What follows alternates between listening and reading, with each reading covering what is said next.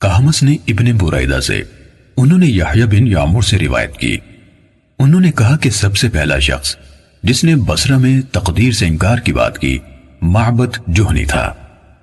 میں یعنی یحییٰ اور حمید بن عبد الرحمن حمیری حج یا عمرے کے ارادے سے نکلے۔ ہم نے آپس میں کہا کاش رسول اللہ صلی اللہ علیہ وسلم کے صحابہ میں سے کسی کے ساتھ ہماری ملاقات ہو جائے تو ہم ان سے تقدیر کے بارے میں ان آج کل کے لوگوں کی کہی ہوئی باتوں کے متعلق دریافت کر لیں۔ توفیق الہی سے ہمیں حضرت عبداللہ بن عمر بن خطاب رضی اللہ عنہما مسجد میں داخل ہوتے ہوئے مل گئے۔ میں اور میرے ساتھی نے ان کو درمیان میں لے لیا، ایک ان کی دائیں طرف تھا اور دوسرا ان کی بائیں طرف۔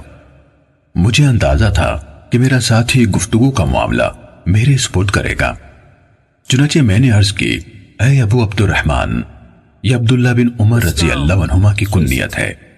واقع یہ ہے کہ ہماری طرف کچھ ایسے لوگ ظاہر ہوئے جو قرآن مجید پڑھتے ہیں اور علم حاصل کرتے ہیں، اور ان کے حالات بیان کیے۔ ان لوگوں کا خیال ہے کہ تقدیر کچھ نہیں، یعنی ہر کام نئے سرے سے ہو رہا ہے، یعنی پہلے سے اس بارے میں نہ کچھ طے ہے نہ اللہ کو اس کا علم ہے۔ ابن عمر رضی اللہ عنہما نے فرمایا، جب تمہاری ان لوگوں سے ملاقات ہو تو انہیں بتا دینا کہ میں ان سے بری ہوں اور وہ مجھ سے بری ہیں۔ اس ذات کی قسم جس کے نام کے ساتھ عبداللہ بن عمر حلف اٹھاتا ہے، اگر ان میں سے کسی کے پاس احد پہاڑ کے برابر سونا ہو اور وہ اسے خرچ بھی کر دے تو اللہ تعالیٰ اس کی طرف سے اس کو قبول نہیں فرمائے گا یہاں تک کہ وہ تقدیر پر ایمان لے آئے۔ پھر کہا، مجھے میرے والد عمر ابن خطاب رضی اللہ عنہ نے بتایا، ایک دن ہم رسول اللہ صلی اللہ علیہ وآلہ وسلم کی خدمت میں حاضر تھے کہ اچانک ایک شخص ہمارے سامنے نمودار ہوا۔ اس کے کپڑے انتہائی سفید اور بال انتہائی سیاہ تھے، اس پر سفر کا کوئی اثر دکھائی دیتا تھا، نہ ہم میں سے کوئی اسے پہچانتا تھا، حتیٰ کہ وہ آ کر نبی اکرم صلی اللہ علیہ وسلم کے پاس بیٹھ گیا اور اپنے گھٹنے آپ کے گھٹنوں سے ملا دیے اور اپنے ہاتھ آپ صلی اللہ علیہ وآلہ وسلم کی رانوں پر رکھ دیے اور کہا، اے محمد صلی اللہ علیہ وسلم، مجھے اسلام کے بارے میں بتائیے۔ رسول اللہ صلی اللہ علیہ وسلم نے فرمایا، اسلام یہ ہے کہ تم اس بات کی گواہی دو کہ اللہ تعالیٰ کے سوا کوئی عبادت کے لائق نہیں اور محمد صلی اللہ علیہ وسلم اس کے رسول ہے۔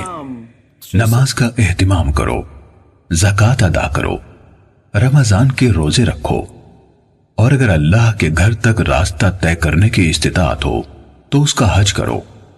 اس نے کہا، آپ نے سچ فرمایا۔ حضرت عمر رضی اللہ عنہ نے کہا، ہمیں اس پر تعجب ہوا کہ آپ سے پوچھتا ہے اور خود ہی آپ کی تصدیق کرتا ہے۔ اس نے کہا، مجھے ایمان کے بارے میں بتائیے۔ آپ نے فرمایا، یہ کہ تم اللہ تعالیٰ، اس کے فرشتوں، اس کی کتابوں، اس کے رسولوں اور آخری دن یعنی یوم قیامت پر ایمان رکھو اور اچھی اور بری تقدیر پر بھی ایمان لاؤ۔ اس نے کہا، آپ نے درست فرمایا۔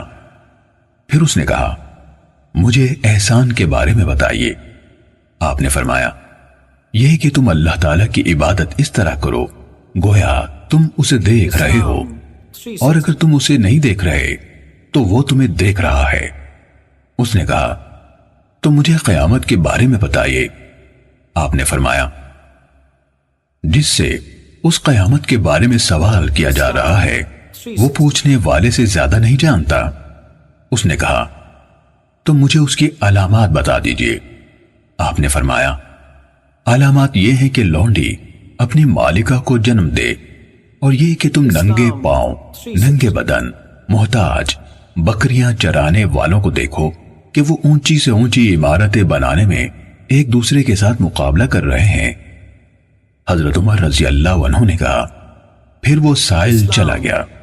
میں کچھ دیر اسی عالم میں رہا، پھر آپ صلی اللہ علیہ وآلہ وسلم نے مجھ سے کہا، اے عمر، تمہیں معلوم ہے کہ پوچھنے والا کون تھا؟ میں نے عرض کی، اللہ اور اس کا رسول زیادہ آگاہ ہے۔ آپ صلی اللہ علیہ وآلہ وسلم نے فرمایا، وہ جبرائیل تھے، تمہارے پاس آئے تھے، تمہیں تمہارا دین سکھا رہے تھے۔ صحیح مسلم حدیث نمبر 93